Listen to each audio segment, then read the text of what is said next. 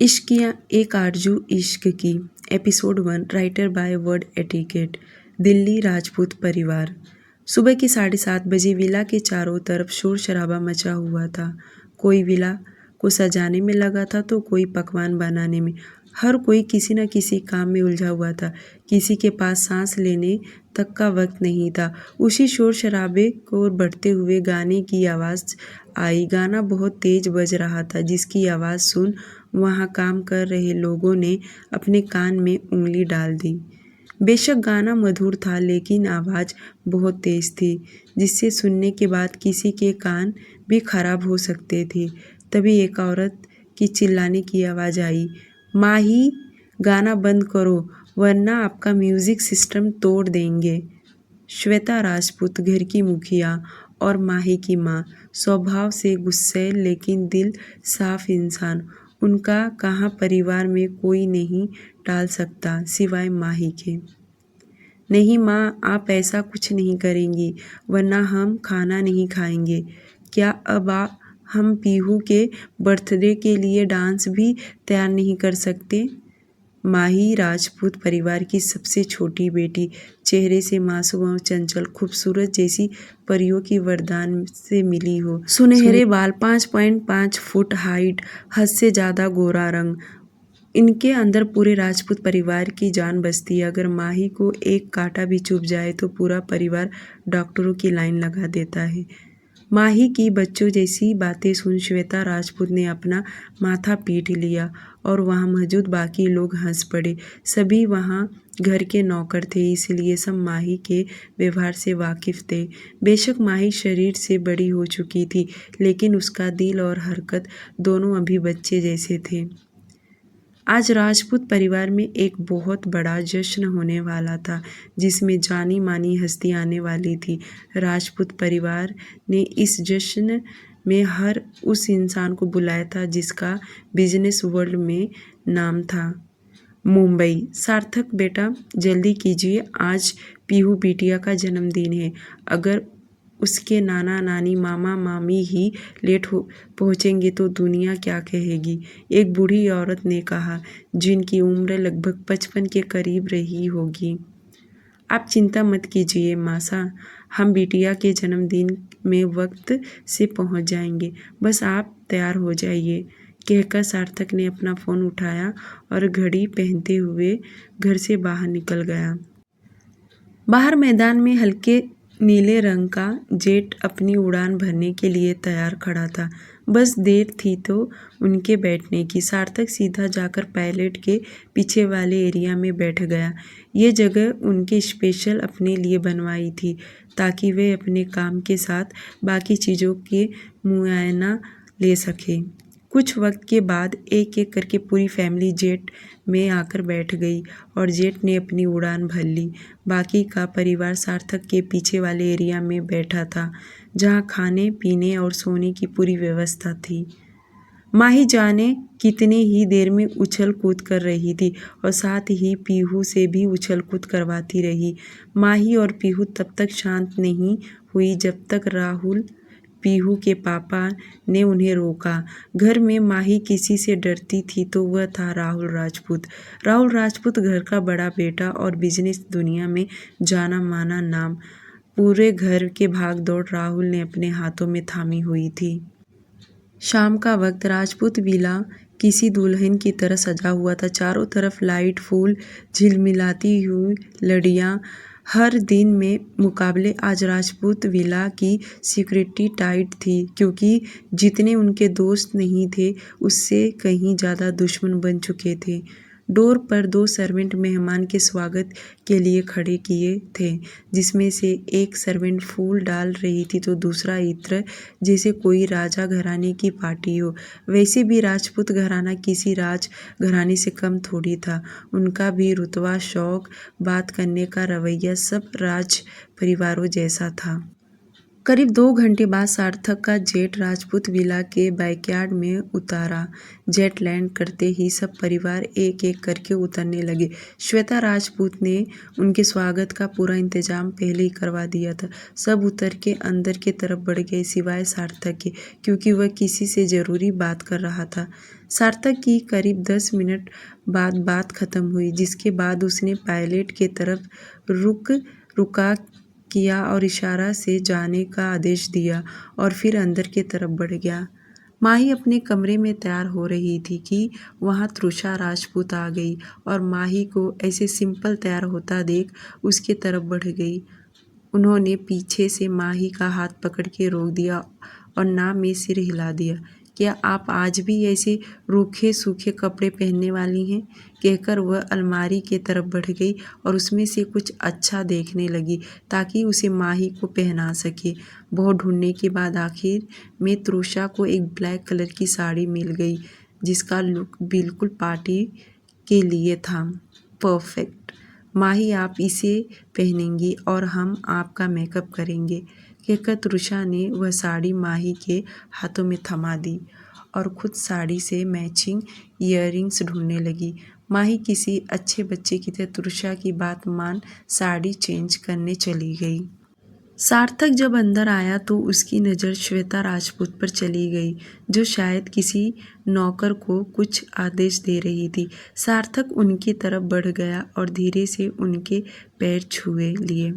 अचानक किसी के द्वारा अपने पैर छू जाने से श्वेता राजपूत डर गई और उछल के 2 कदम पीछे हो गई। लेकिन जब उन्होंने सार्थक को देखा तो नॉर्मल हो गई और सार्थक को आशीर्वाद देते हुए कहा, सार्थक, आप अभी तक तैयार नहीं हुए? भांजी की पार्टी में एंजॉय नहीं करना क्या? उन्होंने मजाक किया था क्योंकि वह इस बात को अच्छे से जानती थी कि सार्थक कितना बिजी रहता है, इसलिए पार्टी एंजॉय करना पॉसिबल ही नहीं है। सार्थक ठाकुर परिवार का इकलौता वारिस था। तृषा उम्र में सार्थक से बहुत बड़ी थी और तृषा की शादी होने के बाद घर, प्रॉपर्टी, बिजनेस सभी चीज़ों पर सिर्फ उसका अधिकार था। बेटी तो वैसे भी पराया धन होती है, आज नहीं तो कल उन्हें जाना ही होता है। इस वक्त सार्थक ने नॉर्मल से वाइट शर्ट और ब्लैक पैंट पहना हुआ था क्योंकि जेट में उसके लिए यही कंफर्टेबल था। अच्छा, हम चलते हैं आंटी जी, मासा शायद किसी चीज़ की ज़रूरत हो सकती है और अभी तो अपनी राजकुमारी से भी मिलना है, कहकर सार्थक ने श्वेता राजपूत को अलविदा कहा और ऊपर की तरफ बढ़ गया। पार्टी धीरे धीरे शुरू हो चुकी थी, लोग भी आने लगे थे। हर एक इंसान को उनकी सिक्योरिटी से होकर गुजरना पड़ता था, तभी उन्हें अंदर जाने की इजाज़त मिलती थी। सार्थक राजपूत विला पहली बार आया था। हालांकि वह 1-2 बार आ चुका था, लेकिन तब जब उसे किसी चीज़ की समझ नहीं थी। माही ने साड़ी जैसे तैसे करके पहन ली। साड़ी का एक पल्लू जमीन को छू रहा था तो साड़ी के प्लेट आधी लगी थी और आधी खुली थी। माही की हालत देख तृषा हंस दी। माही, आपने साड़ी पहनी है या साड़ी ने आपको? तृषा को हंसता देख माही ने मुंह फुला लिया और अपनी पीठ घुमाकर खड़ी हो गई। घर में सबको पता था कि माही का गुस्सा कितना खतरनाक है, क्योंकि वह जल्दी से मानती नहीं थी। माही को गुस्सा देख तृषा थोड़ी टेंशन में आ गई, क्योंकि गुस्सा होने से कहीं न कहीं नुकसान माही का ही था। अक्सर ज़्यादा गुस्सा करने से माही का ब्लड प्रेशर बढ़ जाता और वह पैनिक करने लगती। तृषा जैसे माही को समझाने के लिए आगे बढ़ी कि उसे पीहू की आवाज़ सुनाई दी। शायद वह रो रही थी। पीहू अभी छोटी थी, इसलिए तृषा ने उसके पास जाना सही समझा, लेकिन जाने से पहले माही को हिदायत दी कि वह ज़्यादा गुस्सा ना करे, वह बस कुछ ही देर में वापस आ रही है। तृषा के जाते माही पैनिक होने लगी। उसे सांस लेने में दिक्कत होने लगी, उसे घबराहट होने लगी और वह अगले ही पल ज़मीन पर गिर गई। सार्थक जो पीहू से मिलने के लिए आगे बढ़ रहा था, तभी उसे किसी के चिल्लाने की आवाज़ सुनाई दी। आवाज़ बहुत धीमी थी, शायद कोई हेल्प मांग रहा था। सार्थक ने अपने आसपास देखा, लेकिन कोई दिखाई नहीं दिया, इसलिए वह फिर आगे बढ़ने लगा, परंतु उसे फिर से आवाज़ सुनाई दी, जिस वजह से उसके कदम एक बार फिर रुक गए। उसने अपने आसपास देखा और फिर सामने वाले कमरे की तरफ देखने लगा। दूर से कुछ साफ दिखाई नहीं दे रहा था, इसलिए सार्थक कमरे के पास चला गया और कान लगाकर अंदर की आवाज़ सुनने लगा। कोई बहुत धीमी आवाज़ में भाभी भाभी चिल्ला रहा था। ये किसी लड़की की आवाज़ थी। वह हैरान हो गया और अगले ही पल कमरे के अंदर घुस गया। अंदर एक लड़की ज़मीन पर पड़ी सांस लेने के लिए स्ट्रगल कर रही थी। ये सब सार्थक के लिए शॉकिंग था। बिना देरी किए सार्थक उस लड़की की तरफ बढ़ गया और उसे अपने गोद में उठा बिस्तर पर लेटा दिया।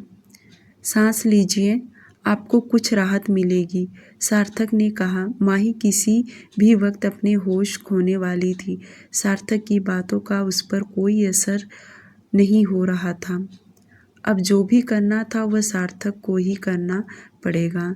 ये सोच उसने अपनी आसपास देखा और अगले ही पल अपने होठ माही के मुलायम होठों पर रख दिए। सार्थक उसे सांस लेने में हेल्प करने लगा। उसकी मेहनत रंग लाई। माही कुछ ही देर में नॉर्मल हो गई, पर धीरे धीरे सांस लेने लगी। क्या अब आप ठीक हैं?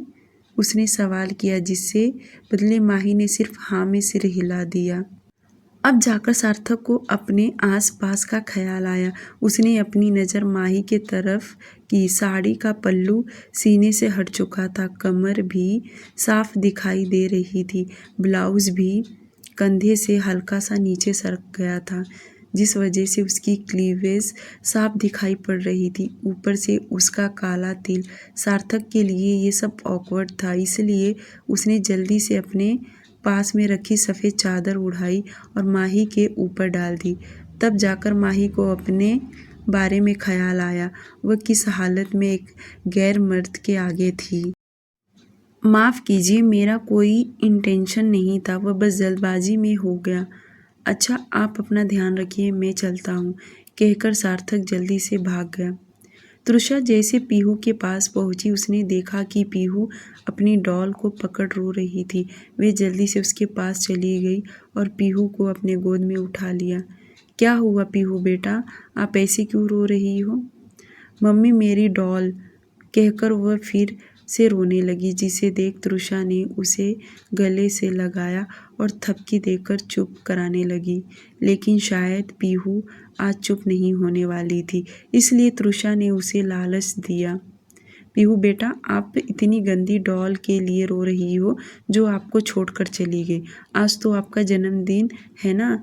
मामा, नानी, नानी आपके लिए बहुत सारे गिफ्ट लाए हैं। क्या पीहू को वह सब नहीं चाहिए? गिफ्ट का नाम सुन पीहू झट से मान गई और हंसते हुए नीचे की तरफ दौड़ी। अब तृषा फ्री हो चुकी थी, इसलिए वह फिर से माही को तैयार करने चली गई। जब तृषा माही के कमरे में पहुंची तो उसने देखा कि माही पहले से ही तैयार बैठी है। अरे वाह माही, आप तो खुद ही तैयार हो गई, कहकर तृषा ने माही के कान के पीछे काला टीका लगा दिया, क्योंकि माही आज सच में काफ़ी खूबसूरत लग रही थी। केक काटने का वक्त हो चला था, इसलिए तृषा और माही भी नीचे आ गए। सब घरवाले पहले से ही नीचे मौजूद थे। इत्तेफाक से आज सार्थक की कोई मीटिंग नहीं थी, इसलिए वह भी परिवार के साथ मौजूद था। माही को नीचे आते हुए श्वेता जी ने देख लिया, जिसे देख वह बोल पड़ी, लीजिए आ गई माही और तृषा। माही का नाम सुन सार्थक की आंखें अपने आप ही ऊपर की तरफ चली गई, जहां से माही और तृषा नीचे आ रही थी। जिंदगी में पहली बार सार्थक ने किसी लड़की को आंख उठाकर देखा था, वरना उसके लिए तो सब लड़कियां एक बराबर थी। माही चलते हुए श्वेता जी के पास आ खड़ी हुई और वहां मौजूद लोगों के पैर छुए। सार्थक को माही का ऐसा करना बहुत अच्छा लगा और वह मुस्कुरा दिया। ये माही है, आप लोग इससे पहले नहीं मिले होंगे, क्योंकि यह अपने नाना नानी के घर रहती थी। कुछ ही समय हुआ है इसे हमारे पास आए हुए। उन्होंने माही का इंट्रोडक्शन करवाया और उसके बाद केक कट हुआ। पार्टी में आधे से ज़्यादा लड़के माही को घूर रहे थे। उन्हें माही से बात करने का एक मौका चाहिए था ताकि वह माही से अपनी दिल की बात कह सके, लेकिन माही इतने लोगों से घिरी थी कि उसे कहीं जाने तक का मौका नहीं मिल पा रहा था। केक कट होते ही पीहू ने सबसे पहले श्वेता राजपूत, फिर अपने माता पिता को केक खिलाया। केक कट हो चुका था। अब लोग खाने के तरफ बढ़ने लगे थे क्योंकि इन सब में काफ़ी लेट हो गया था। श्वेता राजपूत, तृषा राजपूत, ठाकुर परिवार से बातें करने लगी।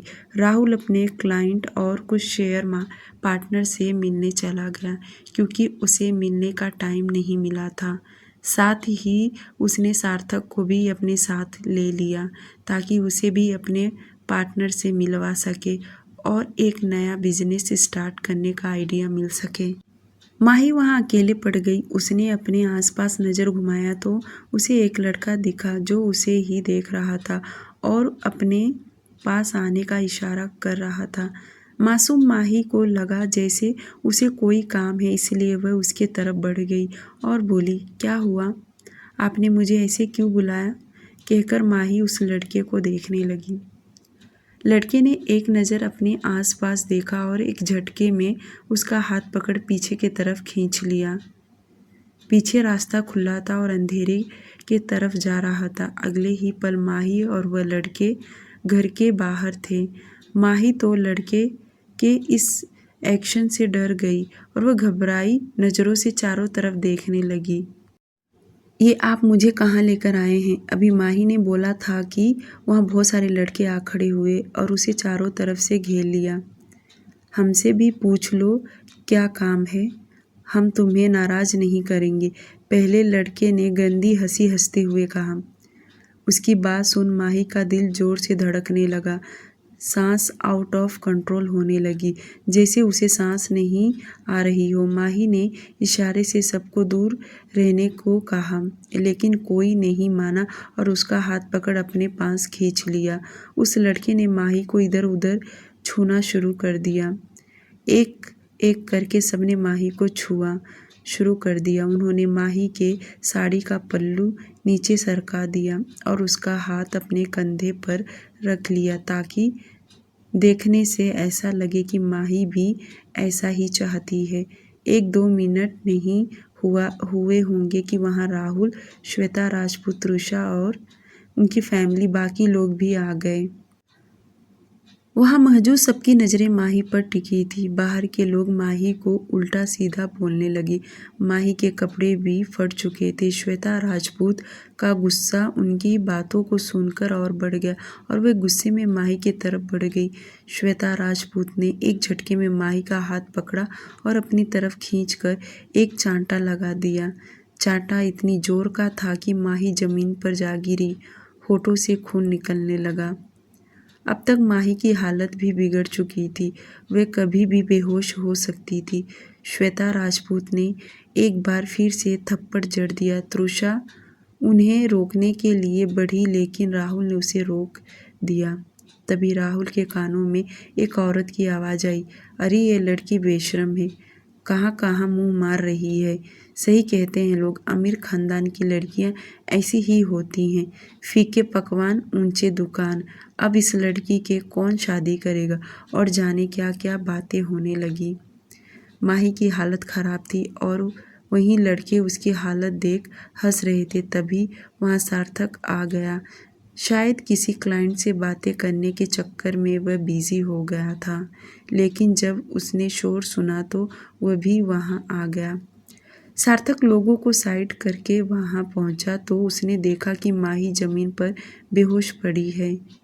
हालत भी उसकी बहुत बेकार है।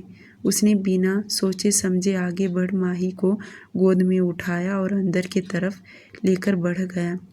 सब लोग सार्थक को देखते रह गए। सार्थक को किसी से मतलब नहीं था। वह माही को लेकर सीधा गेस्ट रूम में चला गया जहाँ उसे रहने के लिए जगह दी गई थी। उसने माही को बिस्तर पे लेटाया और एसी ऑन कर दिया। इतने में बाकी घरवाले भी वहाँ आ गए। राहुल अभी भी नॉर्मल खड़ा था, जैसे कुछ हुआ ही ना हो। सार्थक की नज़र जैसे राहुल पर गई वह भड़क उठा। जीजा जी, आप डॉक्टर को फ़ोन कीजिए। आपको इनकी हालत नहीं दिख रही या आप देखना नहीं चाहते? सार्थक की बात सुन राहुल ने अपनी मासा को देखा, जिन्होंने हाँ में सिर हिला दिया और अगले ही पल अपनी फैमिली डॉक्टर को फ़ोन लगा दिया। सभी मेहमानों को घर भेज दिया। लेकिन वह लड़की जिन्होंने माही के साथ ये सब किया था, उन्हें एक खंडर जैसी जगह पर बंद कर रखा था। श्वेता जी माही से नाराज़ थी और तृषा के घर वाले सोफे पे बैठे थे। तभी डॉक्टर आ गया और उन्होंने माही का चेकअप करना शुरू किया। उन्होंने माही के 1-2 टेस्ट किए और फिर राजपूत परिवार के तरफ मुड़ गए। इन्हें किसी बात का सदमा लगा है और इन्हें सांस लेने में पहले से ही प्रॉब्लम थी, तो आप लोगों ने अकेला क्यों छोड़ा? अगर मुझे आने में कुछ देर और लगती तो शायद ये अपनी जान गंवा चुकी होती। डॉक्टर की बात सुन वहाँ मौजूद सभी घरवाले सकते में आ गए। तृषा तो रो पड़ी। डॉक्टर ने कुछ मेडिसिन्स लिखी और पर्ची राहुल के हाथों में पकड़ा दी और ख्याल रखने का कहकर वहाँ से चले गए। सब लोग एकटक माही को देखने लगे, जो बेहोशी में भी स्ट्रगल कर रही थी। चेहरे से डर साफ झलक रहा था। तभी सबके कानों में सार्थक की आवाज़ सुनाई दी, जो कुछ भी हुआ शायद वह सब नहीं होना चाहिए था, लेकिन इसमें किसी का दोष नहीं है। सब वक्त और ईश्वर की मर्जी है। ये सब आपके घर का पर्सनल मैटर है। शायद इसमें हमें नहीं आना चाहिए, इसलिए हम लोग वापस अपने घर के लिए निकल रहे हैं। चलिए माँ बाबा, कहकर वह कमरे से बाहर निकल गया। तृषा अपने माँ बाबा से मिली और उन्हें अलविदा कर दिया। सार्थक ने पहले ही जेट मंगवा लिया था। शायद वह जाने का फैसला पहले ही कर चुका था। सब लोग जेट में बैठे और जेट ने अपनी उड़ान भर ली। जेट में बैठते ही सार्थक ने अपना लैपटॉप निकाल लिया और काम में लग गया। इस बार सार्थक अपने परिवार के साथ पीछे बैठा था। सुजीता जी माही के बारे में बातें करने लगी। दिखने में लड़की कितनी सीधी और मासूम थी, और देखो क्या कारनामे कर गई। अरे मैंने तो उसे अपने सार्थक के लिए पसंद कर लिया था और इस बारे में मैं श्वेता जी से बात भी करने वाली थी। शुक्र है ईश्वर का, जो उन्होंने वक्त पर लड़की की असलियत दिखा दी। शिवजी बस उनकी हाँ में हाँ मिला रहे थे।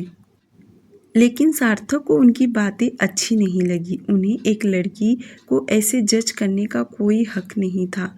फिर भी उसने कुछ नहीं बोला। सब माही के होश में आने का इंतज़ार करने लगे।